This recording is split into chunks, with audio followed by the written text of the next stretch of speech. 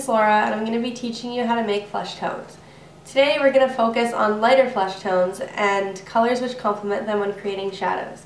I'm going to be using oil paints as these tend to make the image pop more and actually give it a fleshy feel. For me personally, these are my favorite colors to use when creating skin tones, as they tend to look more natural versus the brighter reds and yellows which give the tones a fake, unnatural quality. So the colors I'll be using today are burnt sienna, titanium white, burnt umber, yellow ochre, raw umber, crimson alizarin, and Prussian blue.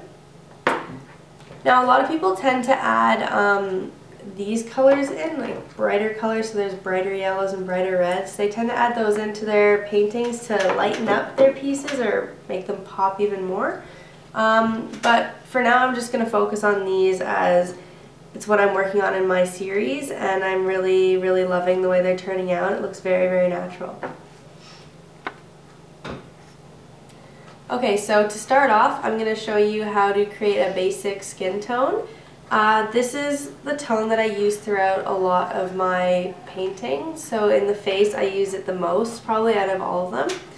I'm going to mix crimson alizarin, yellow ochre, and titanium white.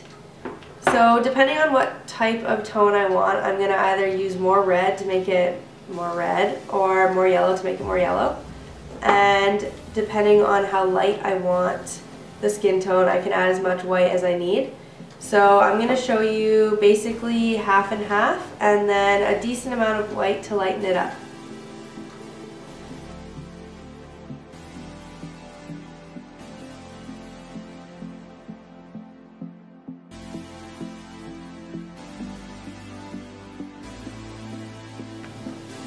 Now if you want to create some darker tones throughout the face, I really like to add a bit of burnt sienna to the previous mixture of crimson, yellow ochre, and white.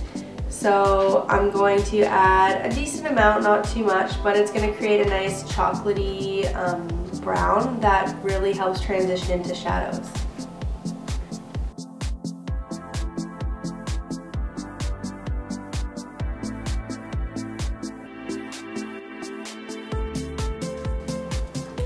And for even darker shadows, after the chocolatey brown you want to transition into richer ones, I like to mix yellow ochre with either burnt umber or raw umber. I'm going to show you guys how to do both.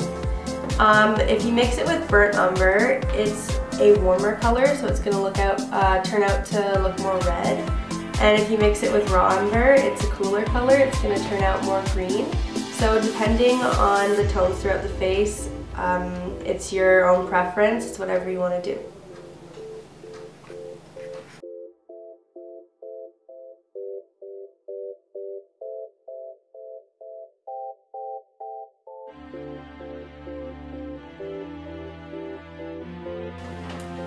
And lastly, for your darkest shadows, I love these two colors, Prussian blue and crimson alizarin.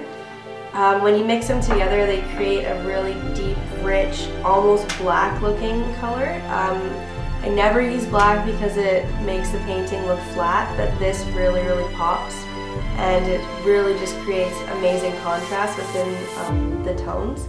So I usually like to use a bit more crimson than Prussian.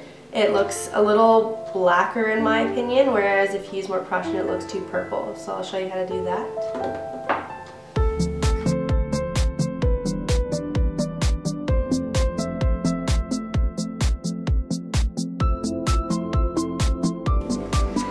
I hope you guys learned a little bit about mixing skin tones and creating shadows throughout the face or the body today.